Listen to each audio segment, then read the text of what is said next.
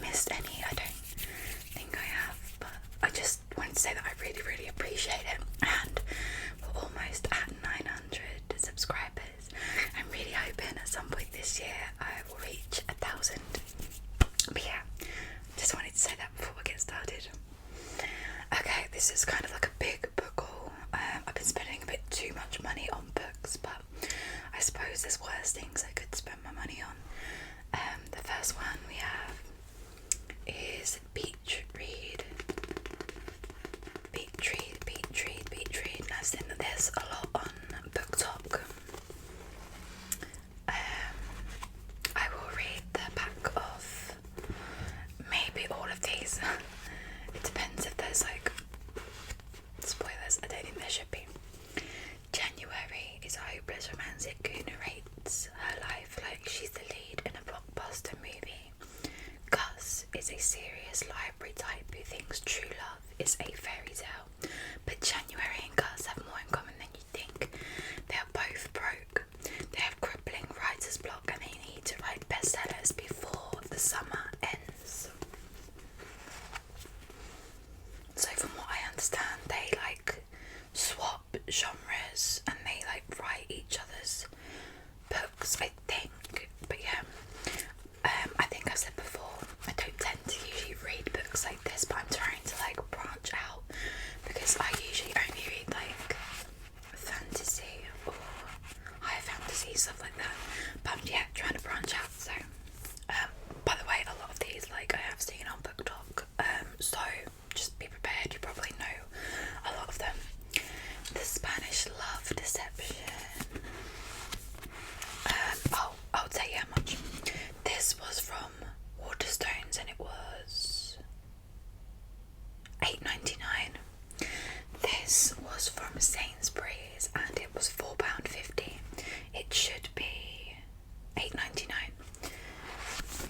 Catalina Martin.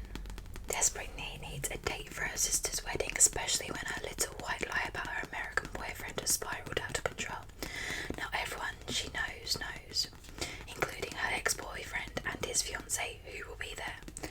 She only has 4 weeks to find someone who is willing to cross the Atlantic for her and aid in her deception. NYC to Spain is no short flight and her family won't be easy to fool. Even then, when Aaron Blackford, the 6'4" blue-eyed pain in her ass, offers to step in, she's not tempted even for a second. Never has there been a more aggravating, blood-boiling and insufferable man. But Catalina is desperate, and as the wedding gets closer, the more desirable an option Aaron Blackford becomes. Again, a book I don't normally go for at all, but I don't know.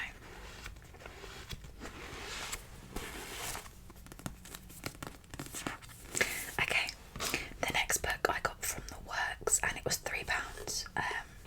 I almost bought it from Waterstones and would have paid £9.99. This is why I don't get with books, look. £9.99, £8.99. To me that never makes sense. But yeah, this is called the XXX Never Mix Vodka and Witchcraft. Now, I think I bought this book because it gave me like Bewitched vibes. Like the cover is giving me Bewitched, and I used to love that. The TV show, I used to watch some of the episodes as a child, but the film with Nicole Kidman, yeah, it gave me that vibes. Also, Practical Magic with Nicole Kidman and Sandra Bullock is one of my favourite films, and I actually do have the book Practical Magic, which I read. Not as good as the film. I really apologise if I mispronounce anything in this video. Vivian Jones handled the biggest breakup of her life the way that any witch would: vodka, bubble baths, and a curse on her ex. That was 9 years ago. Now Reese Penello, descendant of the town's founders, breaker of hearts, and still irritatingly gorgeous, is back. Reese has returned to the quaint town of Graves Glen to recharge the ley lines and make an appearance at the annual fall festival.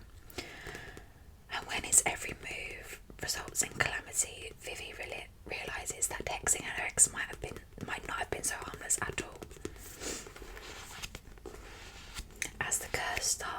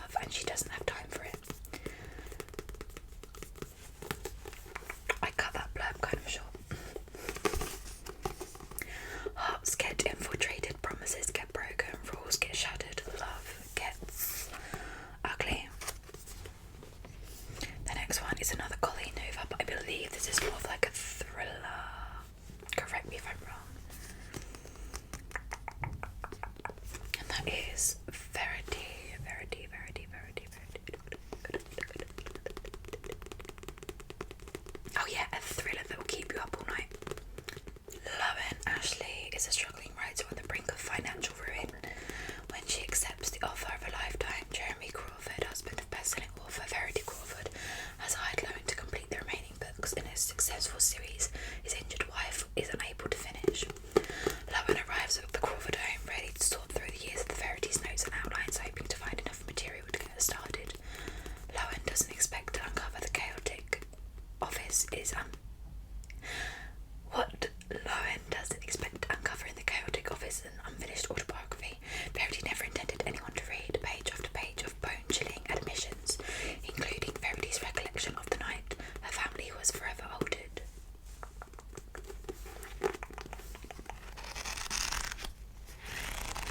Does anyone love the smaller books?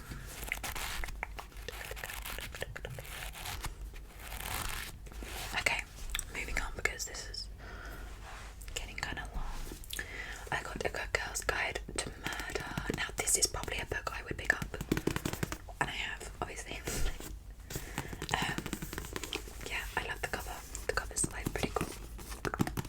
5 years ago, schoolgirl Andy Bell was murdered by South Sing. The police knew he did it. Everyone in the town knows he did it.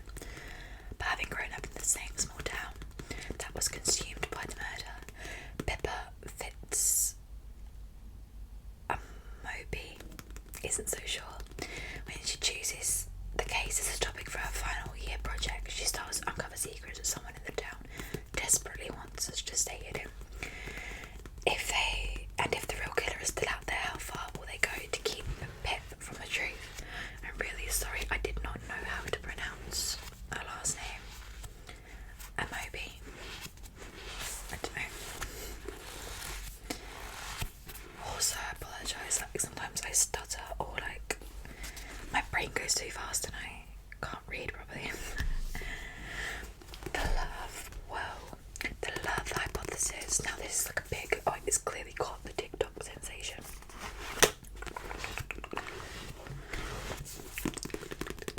I'm just going to read the top part of this because the blurbs are kind of long.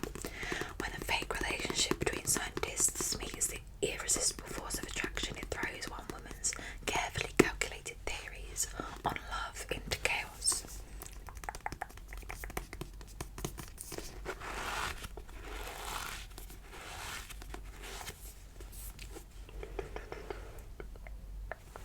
Okay, next we have The Inheritance Games, and I have to say, like, I am disappointed in the UK cover. When I saw this book, I saw the US cover, I believe, and I was like, oh, that looks good. Went to go and get it, and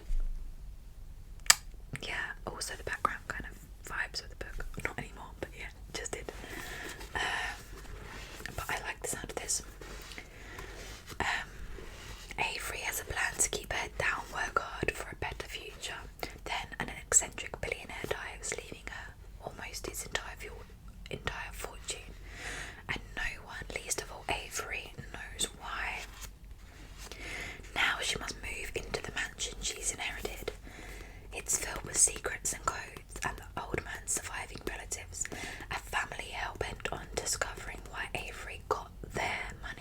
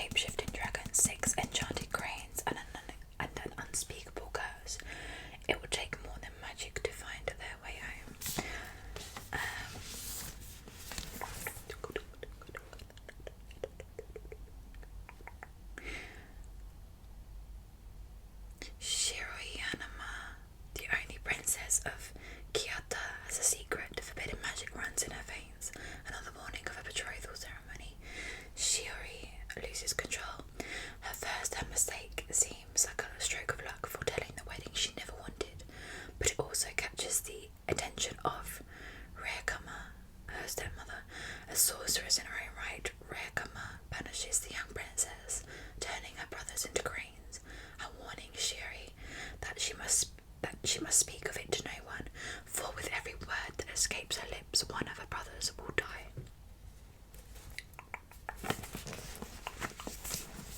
Yeah, absolutely beautiful. And this one, this next book and the last book, is also beautiful. And that is Daughter of the Moon Goddess. Daughter of the Moon Goddess. Oh, this is so nice. And I actually don't own many hardback books, so I almost like treated myself to these.